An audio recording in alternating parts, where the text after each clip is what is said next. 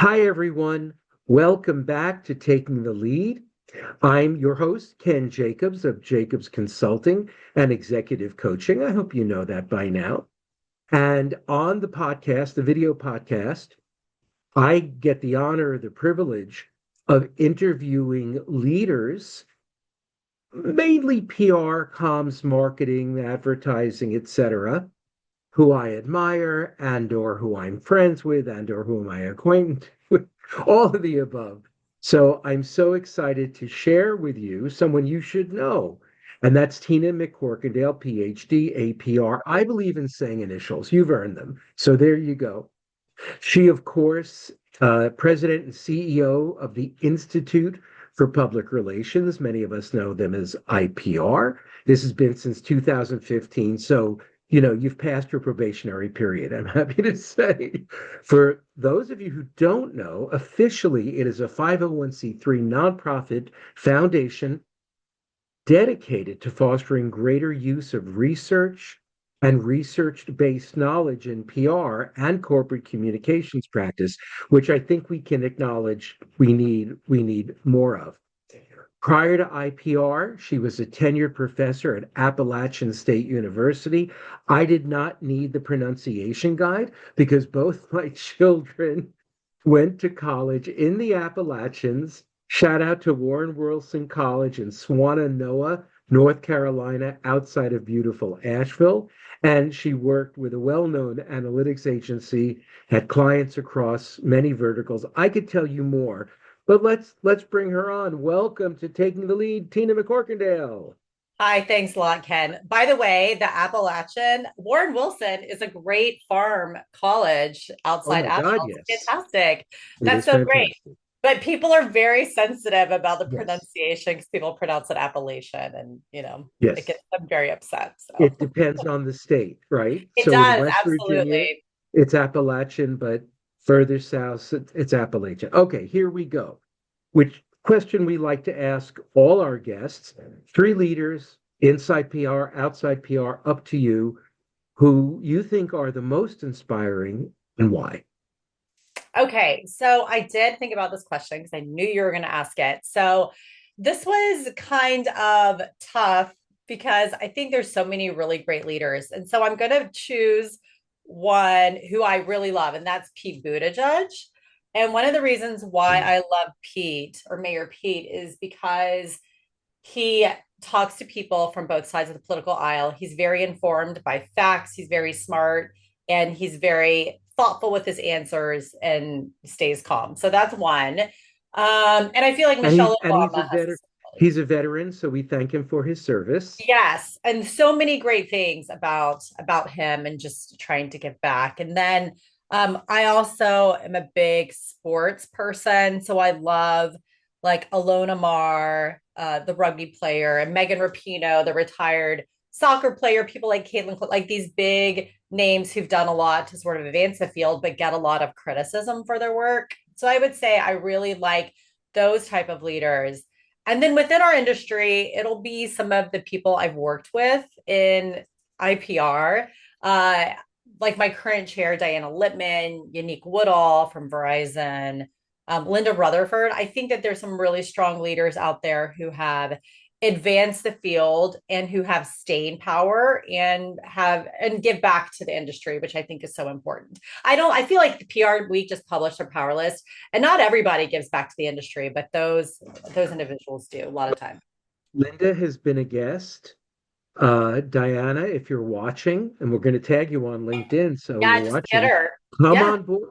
Come on that's board. right. She and I are former MMC, Marina Mar Oh Communications alum, yes. different generations, very different generations. So great, great, Yeah, they're great. great. I love when our guests inspire me to ask other guests on. So, Diana, you've been marked. Okay. I have been public about my view that PR industry promotes executives from management into leadership. They're great at PR, they're great at comms and digital and biz dev and keeping clients happy and all that stuff, but without always taking into account specific leadership skills that are required that are different than management. What's your take on that? Yeah, I do agree with you that I feel like leadership is one of the skills that we aren't trained on, or how to manage people. And Yeah. that's even in not even in executive level. I think that's through all levels. It's also in academia. And I do think that Ah, people in a lot of cases also confuse confidence with competence as well. So I think there is like, what does make a person show up? What does make people get promoted? Is it their skills? Is it their leadership abilities? Or is it their confident or outgoing, like extroverted? Is that so? I think there's a lot of things in leadership, and it's also not something that we study enough specifically in our field, which is different, I think, than a lot of other fields. well, you're in a position to change that, aren't you? I mean, As the head of yes. IPR. I also, we've done some work so we've done some research in leadership. Planck Center does a really good job Oh, on yeah. like the leadership research, but I haven't really seen much come out from them lately, specifically on leadership like they used to do. Salute to Betsy Plank in I mean, no talk longer about a with great no one, leader. but yeah, and she, Yeah, there's some reason so many of our guests mention her because she was just a formidable leader. Okay, let's go absolutely. back to IPR. You have a Center for Diversity, Equity, and Yes, we Inclusion, do. and I'm going to share the mission to support, conduct, and promote research and insights related to diversity, equity, and inclusion in the workplace, focused on six core areas. So, how has the CDEI been affected by recent government decisions on, and I don't use the initials, I say diversity, equity, and Yeah. inclusion? Yes. Well, we have not in that sense because we are not a now our organizations may work with the federal government as contractors. We do not get any grants, federal funded grants or anything like that. And we have made a conscious decision not to change the name of our organization while others are.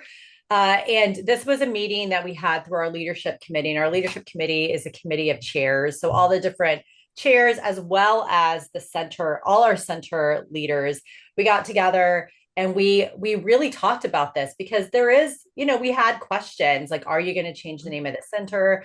And what we concluded is that, this is when people need us the most. This is really the work that we're focused on. And we're just going to keep staying the course, making sure we advance inclusivity, belonging, and offering resources so organizations can do that. Now, I will say, I know that there are circumstances of my industry counterparts where they have to change the name. So it's not that we're saying like, but we're this is our decision. What works best for us is that we don't have to change the name, and nor do we want to. And I think even, funding or not, that does take some courage to stand by your convictions and say what you're about. And we're not going to change the name. And of course, anyone who's watched the podcast knows that for me, courage is such a strong leadership skill, leadership asset. So kudos to you. So let's talk a bit about AI. How have you observed leaders using AI to get a competitive edge? Yes. So this is one of our big areas at IPR. We do a lot of work on disinformation, but the other area that we're really focused on is AI. So we're doing a follow-up study that we currently have in the works now. So we've been following this pretty closely. It's interesting. So I'll talk about who I think is doing a really cool job because there's a lot of people who are like, I don't know what to do. And let's only talk about ChatGPT. There's Siemens is doing some really great stuff around AI. So one of the things that they are doing is they're working with Leipzig University and the Academic Society of Communication Management, and they've built like an AI literacy test.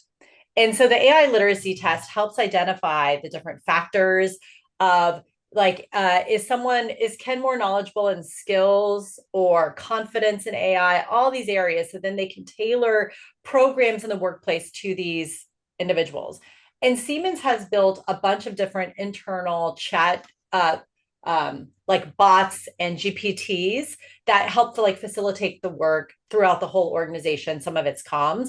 So I think that's sort of where you see more of a competitive edge when people are embracing it, but really being a leader, using it responsibly, training employees is a big factor. Because even if they take a class, there's still like a confidence factor with some employees. And that could be leadership as well, managing risk, privacy, deep fakes that affect our reputation. So that's an example of a company that I think is doing a really great job in terms of AI and being very competitive with using it. So yeah. Yeah, so I'll tell you, I've discovered and love Claude. I hope it's okay to say Claude.ai. This is a Mhm. non-paid endorsement. Claude, if you're listening, because the company that owns them is very focused on privacy and security.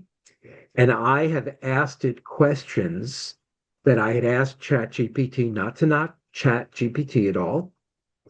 Um, that ChatGPT gave me answers, and Claude said it's really not appropriate. That's trademarked, or that's this, or that's that. They really keep you on your game as far as private, secure way to use it. I really admire that. I was a big fan of ChatGPT, but I've been locked out, and I've tried to set up a new account. If Oh, you got anybody locked out. watching can help me get back in. I've tried contact, I've tried, and it's always, go to the contact page. Well, I can't get into the contact page. I've tried Facebook and LinkedIn. If any of you want to help me, because I would use ChatGPT as well. But for me, one of the important thoughts is, I've been around long enough, and I was in PR 25 plus years before this new venture of 18 years. And we see all these waves of things coming in. And there's always oh my God, is it the death of PR? And then someone else posts, the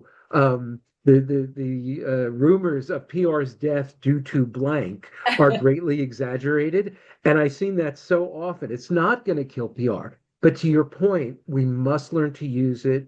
I think we need to use it understanding disinformation, understanding privacy, understanding security. But rather than be afraid, is AI coming for my job, which I think many entry level people are worried about? Well, learn how to master it, learn to use it, become proficient in it. That's not only going to prevent it coming from your job, that's going to make you more valuable to your organization. But I mean, we've seen absolutely. this before. Yeah, So, we've seen it before. I do think it's really different. And I feel like it's like in the like this is when Google search was released, right? And trying to mhm, figure out, I feel like it's very like internet, but internet took a while to develop. This is kind of like on steroids where it's really activating fast.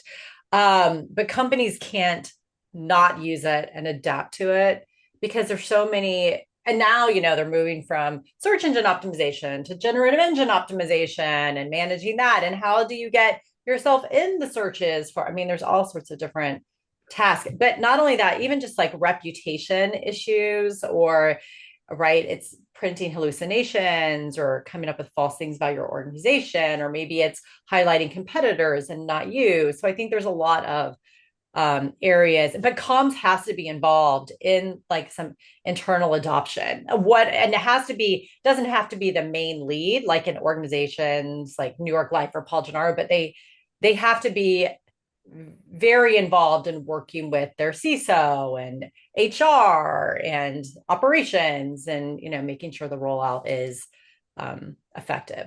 But well, I think that, it's also very white collar too, Ken. So I think that's another mm, bias that we have in our industry is we talk about it, but it's more like blue collar workers aren't necessarily using AI on their own. And this was actually a recent survey we're just publishing in our research letter that we've seen it increase in use in white collar workers, but blue collar workers has stayed pretty much the mm, interesting. So, I think there are some advantages of that changing.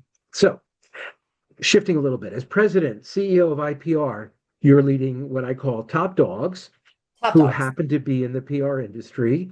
Yes. What's your secret sauce for leading leaders in their own right? Leading leaders. I have such a great job, and we have a big board of leaders. And I think I'll just say the secret sauce is just me personally, I just keep things fun and our team keeps things fun and laid back. So whenever we get to meetings, it's not stressful. We've done a lot of planning, but we also don't take ourselves too seriously. And I do think other things are giving people opportunity to network and connect, feeding them all Mm. sorts of things, that sort of fellowship. I hear this all the time that, oh, the IPR team, you all are so welcoming. We know all our trust. If you name a trustee, we can tell you so much about each of them, and I think that's what it is. I think it's a network that everyone, it's very inclusive. And I think it's like, as me as a leader, it's the culture to create. And um and yes, but that took a long, like, I've been at IPR 10 years. It wasn't like that when I started, right? And you have to develop that trust, and right, that you have their best intentions in mind. And a lot of them are colleagues, but they also become your friends, and you visit them when you're on vacation. So I Nice. think those sort of relationships are really important. I've never had a separate, like, I don't have work and I'm like, okay, work, I'm going to turn it off. And then I'm going to go do this here. My trustees, colleagues, they text me weekends, nights, but I don't mind it. I like them as people and I like chatting with them. I'm a chatty person. So Yeah. I like chatting with them. I like grilling them with questions and stuff. They call me out of the blue. And I think that sort of, someone also said like accessibility is also really great. So I also try to be really accessible. So how do you lead someone, one of our guests, who's not fun or funny, Steve Cody? No, He's Steve, I'm not kidding. fun I'm at kidding. all. He's No, not fun. He's not funny. So like how do you bring it? But all of us who know Steve, we have to work really yeah, hard. It's a lot of work, isn't it? it's But exhausting, but it's really. Yeah, exhausting. it's But it's exhausting. worth it. But I think sometimes it's worth it. Okay. What outside your professional life prepared you to lead? Um, Outside of my professional life, preparing me to lead, I think it's my upbringing. I think my upbringing, I don't think people really know much about my upbringing. I grew up in like the deep South in Pensacola, Florida, LA, Lower Alabama. We're like very close to the Alabama That's border. LA. Okay. That's LA. I And didn't know that was LA. I think growing up, and my family were very, I mean, my both of my parents worked. I was a first gen college student. And I think that sort of upbringing and like, what am I going to do? It's also a very class society. I feel like Pensacola, when I was growing up at the time, like, you have your doctors and lawyers up here, and those were like the elites. And then it went down. And I think that when I was like, okay, I got to get out of this place. And I sort of think and then it was people along the way. And I think that helped drive leadership and who I am today. But most people, I don't think, know about sort of my upbringing and childhood and how it sort of Yeah. affected how I am today. Yeah. Sort of like the Pensacola Gilded Age, but It is like the Pensacola Gilded Age. And I was a huge reader. I was really good at spelling. So I think I did have some innate abilities and curiosity, which helped me as well. And really book smart, did really well in school. And I think and I was also kind of quirky and weird as I am today. And I think that also helped, just some of my personality traits. That does translate into leadership. absolutely. Last question. What are you most excited about in terms of the PR comms industry, and what are you scared of? You don't strike me as someone with a I lot of don't really fear. So get I'm really interested in your scared. answer. What am I most excited about? I'm most excited about the continued growth and importance of PR, and when we do really great in our industry. I feel like AI, all these, I mean, gosh, it's you move from COVID and managing COVID, and then you move into this, and who knows what it's going to be a few years from Yeah. now. So I am excited to see what the future holds. So that's what I'm really excited about. I'm really scared about the like disinformation and the loss of trust in sources. So like the loss of local newspapers, the decline in trust, this just severe polarization in society, some of what I'm seeing, like rollbacks to things that are really important as communities. um I mean, even just basic stuff that's not necessarily PR, but it does impact us, like cuts to Medicaid. I mean, that affects our employees, that affects our organization. Healthcare should be like a fundamental right for everybody. Those sort of things really worry me. And I do think it has a big impact on our organizations that we work for and the society in which we live. So, yeah. Well, I agree. Though circling back, I wanted to comment on something you said earlier about having comms in the room. There are so many case studies, and you can just see it when companies, when organizations act in a certain way, and comms was not in the room. You know the Oh, CEO yeah, for didn't sure. speak to the CCO about this. So, why wouldn't they, if they have a great PR or comms people on staff, they can only help you if they're in the C-suite. And if you're listening, and you don't Absolutely. have to do everything the CCO says, but at least listen. At least listen. But it does give us case studies. This has been such a joy. I'm so and everyone out there, we are buddies despite the fact that we clearly have opposite views about sports. I don't know them, I don't get them, I don't understand them. The only sports phrase I use is the short putt when going after business. That I understand. We have completely antithetical views on heat and humidity. So we have that. I hope we don't have a third. That would be bad for our professional friendship. But clearly we have a lot of common ground. So For there's that. sure. Anyway, thank you so much for Yeah, thanks, spending this Ken. time, This is for great. sharing your wisdom. If people want to reach out to you, Sure. what's the best way to do so? Yeah, just connect with me on LinkedIn. LinkedIn, that's the place. So, and for me, if you want to reach out to me, I'm LinkedIn. I am the Ken Jacobs with a few initials after my name. That'll be easier to reach out to me as opposed to the other Ken Jacobs out there. Or you can reach me at KEN@JACOBSCOMM.com. If you'd like to discuss leadership, if you have a leadership need, if you think maybe coaching can help and you just want to explore that, reach out. What have you got to lose? I hope we'll hear from some of you. So, with that, we will wrap up. We will thank you again. And as we always say, until next time, keep on taking the lead.